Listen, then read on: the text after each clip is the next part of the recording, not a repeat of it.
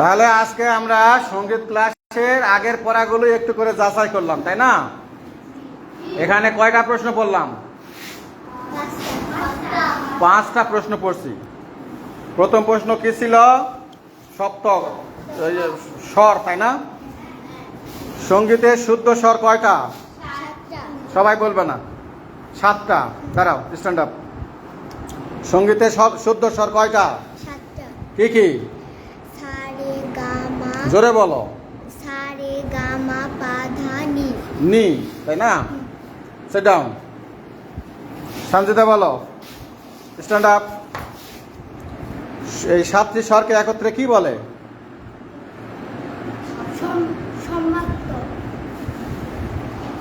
হলো না তো। এই শুদ্ধ স্বরকে একত্রে কি বলে? সপ্তক বলে। সপ্তক কয় রকম? কি কি? উদারা মুদারা তারা। বসো।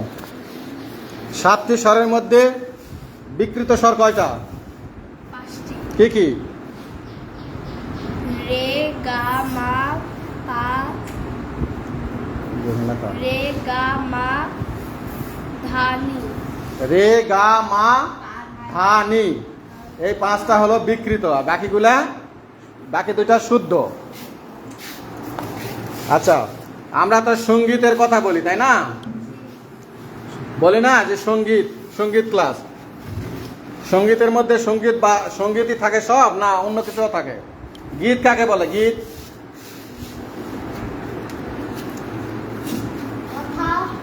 হ্যাঁ, তালের মাধ্যমে মনের ভাব প্রকাশ ওরম নড়িচ্ছ কেন তো? হ্যাঁ, কথা, সুর ও তালের মাধ্যমে মনের ভাব প্রকাশ করাকে গীত বলে, তাই না? ক্লাস 5-এ পড়ো, আর বাংলা রিডিং পড়াটা একটু ঝালে নিতে পারো নাই? হ্যাঁ, কুতে কুতে পড়িচ্ছ বাংলা, এটা কেমন কথা হলো? আব্দুল্লাহ বলো দেখি, গীত কাকে বলে? হ্যাঁ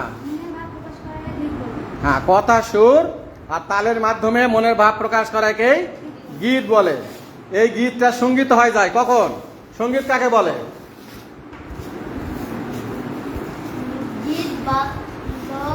হ্যাঁ, গীত, বাদ্য এবং নৃত্য। নৃত্য মানে কি? নাচ।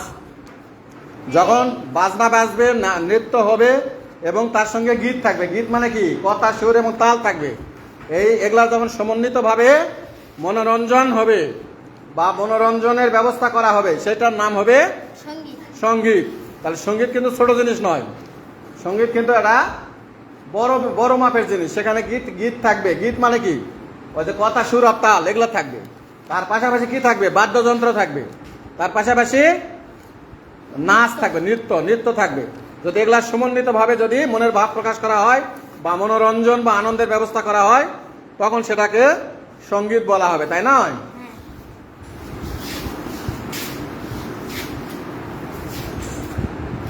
তাহলে সপ্তক কয় রকমের? সপ্তক 7টা। শুদ্ধ স্বর যে 7টা আছে, 7টাকে তো এক কথায় সপ্তক বলা হয়। এই সপ্তকগুলা 3 রকমের আছে। কি কি? উদারা মুদারা তারা। তাহলে বুঝা গেল?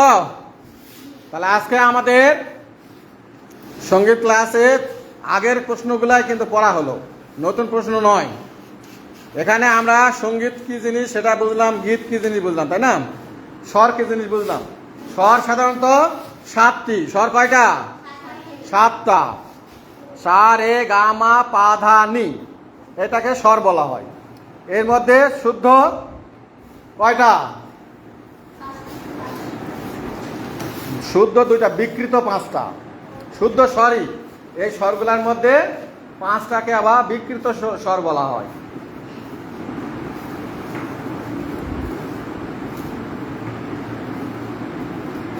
আর এই 7টা স্বরকে এক কথায় বলা হয় সপ্তক। সপ্তকগুলো আবার কয় রকমের? কি কি? উদারা মুদারা তারা। তাহলে উদারা মুদারা তারা এগুলা হলো স্বরের বিভিন্ন রূপ বা নাম। এগুলোর সমন্বয়ে কি তৈরি হয়? সঙ্গীত তৈরি হয়। সঙ্গীত তৈরি হওয়ার আগে কি আসে? গীত আসে। মানে যে গানের কলি বা যে কথাগুলো মনোরঞ্জনের জন্য তৈরি করা হয় আগে লেখা হয়, সেই লেখার পরে সেটাকে সুর দেয়, সুরকার সুর দেয়, গীতিকার যে থাকে তিনি আবার লেখেন, গীতিকার লেখে, সুরকার সুর দেয়, আর শিল্পী সেটা তাল সৃষ্টি করে। এরপরে বাদ্যযন্ত্র যারা তারা যন্ত্রশিল্পী থাকে তারা যন্ত্র বাজায়, নৃত্যশিল্পীরা নাচে। তখন এটা কি হয়? সেখানে সেই সমস্ত রূপগুলাকে সঙ্গীত বলে। তাহলে প্রথমে গীত তৈরি হয়। গীতের মধ্যে কি থাকে? কথা থাকে, আর কি থাকে? সুর থাকে, আর কি থাকে? তাল। কথাগুলা একটা গানের কথা বা একটা কি ইসলামী সঙ্গীতকে কি বলা হয়? বলে না যে এখন আমি একটা গাবো, কি ধর্মীয় সঙ্গীত গুলাকে কি বলে? গজল বলে।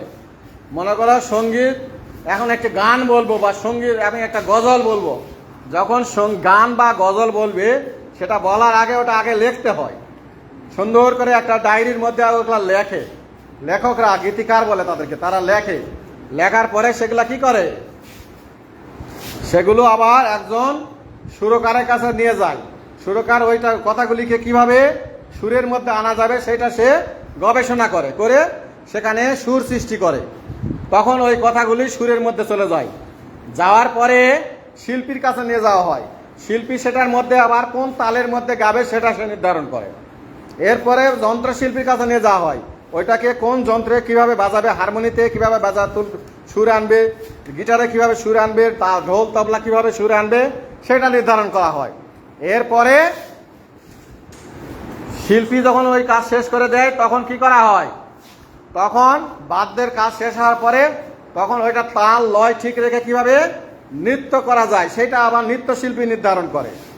এটা হলো কণ্ঠশিল্পী গান গায়, নৃত্যশিল্পী আবার সেটার তালে তালে নাচে। এই ধাপগুলা যখন সম্পূর্ণ হয় তখন সেটা কি হয়? সঙ্গীত হয়। আর এই ধরনের সঙ্গীত দেখলে আমাদের মনে আনন্দ আসে, আসে না? আমরা গান শুনলে আনন্দ পাই না? কিন্তু এমনি শুধু শুধু কণ্ঠে গান গাইলে ভালো লাগে? ভালো লাগে না। সেখানে বাদ্যযন্ত্র থাকতে হয়, অনেক সময় নৃত্য থাকতে হয়। এই জন্য সঙ্গীত হলো অনেক বড় জিনিস। ঠিক আছে? তাহলে এই প্রশ্নগুলো আজকে আমরা রিভাইজ করলাম। আগামী দিন পরবর্তী আরো সমপদে, বিষমপদে আরো কি কি তাল আছে, সঞ্চারী, অভোগ, গানের বিভিন্ন অংশ, এগুলো পড়েছিলাম আমরা, তাই না? এগুলো নিয়ে আবার আলোচনা করা যাবে। ঠিক আছে, আজকের মতো ছুটি।